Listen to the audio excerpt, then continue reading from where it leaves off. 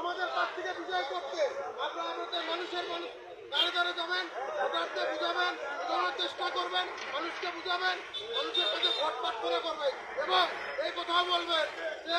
আমরা যতটুকু জানতে পারছি যে রাতে ভোট দেওয়ার একটা প্ল্যান হচ্ছে। যদি কেউ এরকম চিন্তা ভাবনা করে থাকে যে দিনের ভোট রাতে করা হবে, যে হাসিনার যে অবস্থা দিল্লিতে বানানো হয়েছে ভোটের মতো, এরকম কোনো পরিকল্পনা যদি কেউ করে থাকে তাকেও বাংলাদেশ থেকে বিতাড়িত করা হবে। আমরা আমাদের নিজেদের জীবন যে হলো আমাদের যে ভোটের যে অধিকার আমরা পেয়েছি 17 বছর পরে, এই অধিকার